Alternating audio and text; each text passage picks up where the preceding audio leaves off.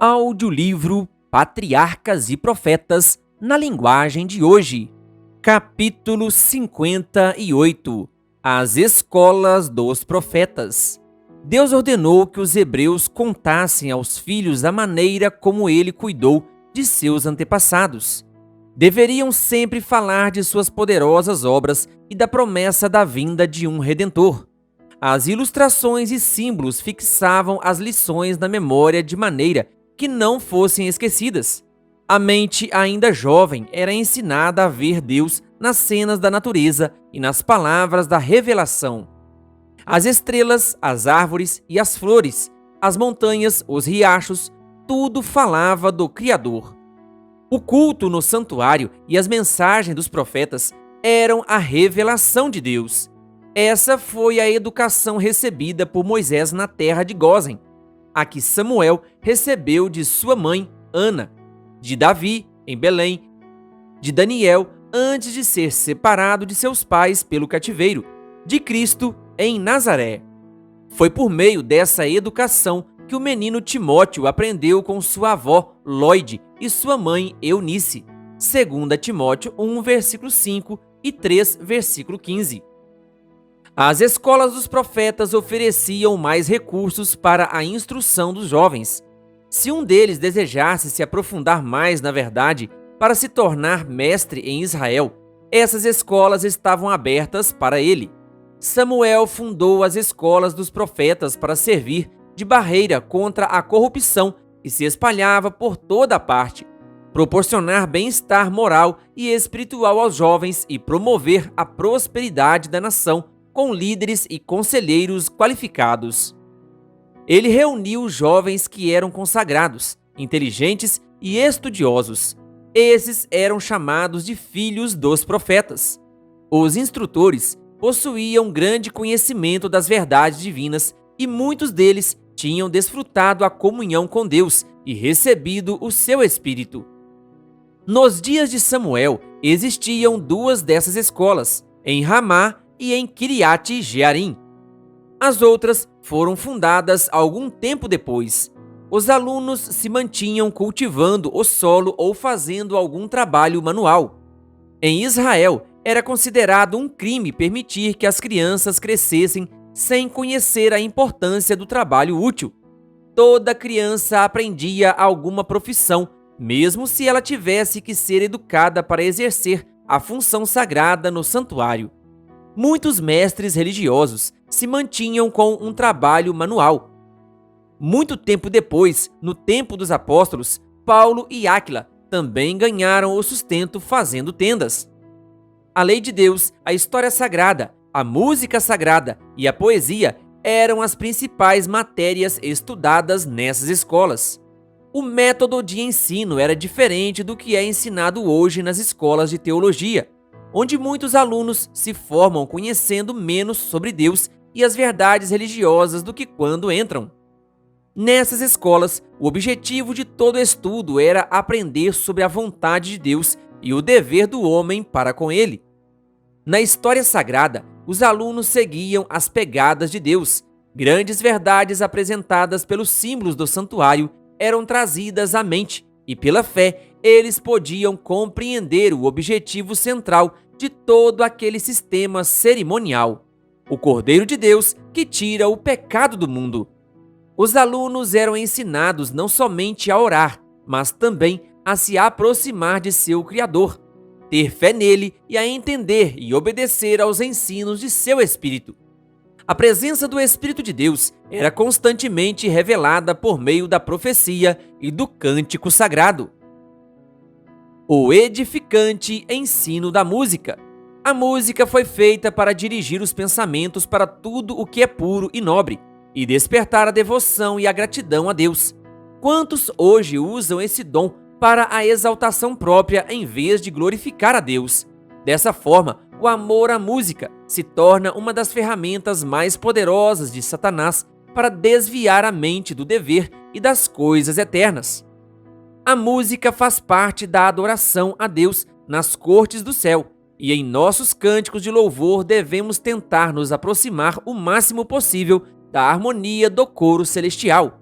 Cantar se torna um ato de adoração tanto quanto a oração. O coração deve sentir a mensagem a ser transmitida pelo cântico para dar a ele a expressão correta.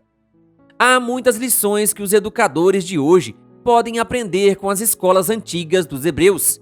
O verdadeiro sucesso na educação depende da fidelidade com que cada um executa o plano apresentado pelo Criador.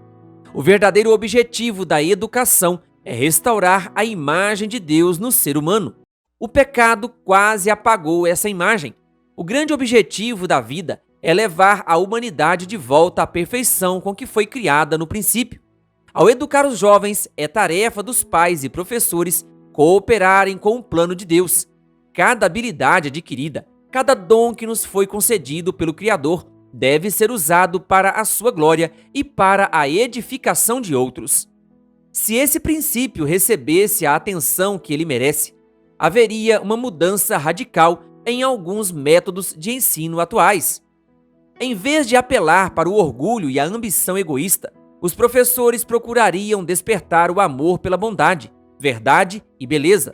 O aluno não tentaria ser melhor que os outros, mas cumprir o propósito do Criador e ser mais semelhante a ele. Em vez de ser atraído para o desejo de exaltação própria, que atrofia e degenera a mente, o aluno seria direcionado ao Criador. O temor do Senhor é o princípio da sabedoria, e o conhecimento do santo é entendimento. Provérbios 9, versículo 10. Transmitir esse conhecimento e moldar o caráter de acordo com ele deve ser o objetivo do trabalho realizado pelo professor. Por isso, o salmista afirma: a minha língua cantará a tua palavra, pois todos os teus mandamentos são justos e ganho entendimento por meio dos teus preceitos. Salmos 119, versículos 172 e 104. É por meio da Bíblia e do livro da natureza que podemos conhecer a Deus. Aos poucos, a mente se adapta aos assuntos estudados. Se ela estiver ocupada somente com as coisas comuns, vai ficar atrofiada e fraca. Se a mente não for treinada para lidar com problemas difíceis, acabará perdendo quase todo o seu poder de desenvolvimento. A Bíblia, como nenhum outro livro, contém o verdadeiro poder para a educação. Ela veio direto da fonte pura da verdade eterna, e a mão divina preservou sua pureza ao longo dos séculos. Ela ilumina o passado mais distante, onde a pesquisa humana tenta em vão penetrar. Somente nela podemos encontrar a história da nossa raça sem a mancha do preconceito ou do orgulho humano. Nela estão registradas as lutas, as derrotas e as vitórias dos maiores homens que este mundo já conheceu. Nela, a cortina que nos separa do mundo invisível se ergue e podemos contemplar o conflito entre as forças contrárias do bem e do mal, desde que o pecado entrou neste mundo até o triunfo final da justiça e da verdade. Tudo isso é nada mais que uma revelação do caráter de Deus. O estudante é levado a manter comunhão com a mente infinita. Um estudo assim não deixará de aumentar e renovar as forças mentais. A Bíblia revela os princípios que são a base da sociedade e uma proteção para a família. Se fosse estudada e obedecida, a palavra de Deus daria ao mundo homens e mulheres de caráter forte e firme, de grande percepção e bom senso, pessoas que seriam uma bênção para o mundo. Toda a verdadeira ciência é uma interpretação da mensagem escrita pela mão de Deus no mundo material. As pesquisas científicas trazem apenas as provas mais recentes da sabedoria e do poder de Deus. Se forem corretamente entendidos, tanto o livro da natureza como a palavra escrita nos levarão a conhecer melhor a Deus e sempre nos ensinarão algo a respeito das leis sábias e úteis por meio das quais ele trabalha. Os professores devem imitar o exemplo do grande mestre, que tirava ilustrações da natureza para simplificar seus ensinos e fixá-los de maneira mais profunda na mente de seus ouvintes. Os pássaros nos galhos frondosos, as flores no vale, as árvores altas, terras férteis, o grão germinando, o solo árido. o pôr do sol iluminando o céu com seus raios dourados. Tudo servia de ilustração para as suas lições. Ele unia as obras do Criador com as palavras de vida que transmitia ao povo. A religião promove saúde e felicidade. Toda a natureza nos fala do amor do Criador. Este mundo não é só tristeza e miséria.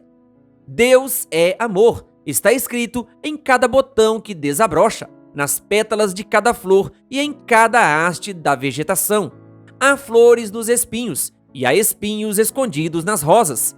Todas as coisas da natureza são uma prova do desejo que Deus tem de fazer seus filhos felizes.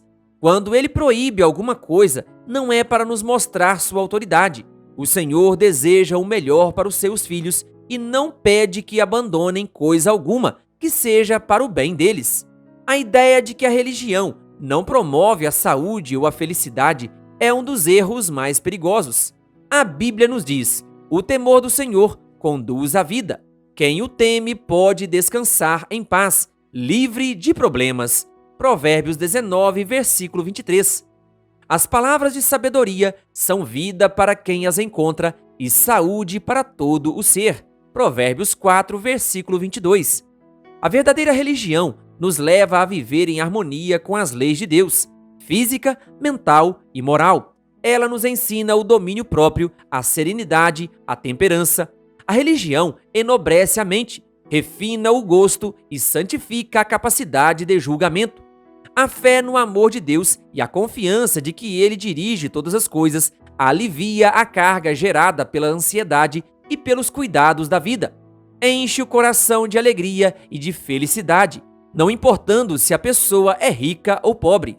A religião colabora para promover a saúde, prolongar a vida e aumentar a alegria que desfrutamos em todas as suas bênçãos. Ela abre diante de nós uma fonte de felicidade que nunca se acaba. Não há alegria verdadeira que possa ser encontrada no caminho proibido por aquele que sabe o que é melhor para nós. Podemos aprender muito ao estudar tanto a educação física como a religiosa que era praticada nas escolas dos hebreus. Há uma íntima relação entre a mente e o corpo. Para alcançar um padrão moral e intelectual elevado, devemos obedecer às leis que governam o nosso corpo físico. Assim como foi nos dias do povo de Israel, hoje também todo jovem deve aprender a se dedicar a alguma forma de trabalho manual. Moços e moças deveriam aprender a trabalhar, mesmo se eles tivessem a certeza de que nunca necessitariam recorrer ao trabalho manual para se sustentarem. Sem o exercício físico, ninguém pode ter boa saúde. A disciplina de um trabalho realizado regularmente é essencial para manter a mente ativa e forte, como também um caráter nobre. Todo estudante deveria dedicar uma parte de cada dia para realizar um trabalho físico. Isso protegeria os jovens de muitos males e práticas degradantes que normalmente são o resultado de viver na preguiça, sem ter o que fazer. E essa é uma atitude que está de acordo com o objetivo principal da educação. Se os jovens pudessem sentir a bondade e o amor que o Pai do céu tem por eles, a dignidade e honra que deseja lhes conceder, a ponto de se tornarem filhos e filhas de Deus, milhares se afastariam decididamente dos objetivos egoístas e dos prazeres que atraíram a sua atenção até o momento. Eles aprenderiam a odiar o pecado, não para receber uma recompensa ou por medo do castigo, mas pelo sentimento de ser algo verdadeiramente mal. Deus não pede aos jovens que deixem de ter suas aspirações. Por sua graça, devem estabelecer seus alvos bem mais elevados do que os meros interesses terrenos e egoístas, tão altos quanto o céu é mais alto que a terra.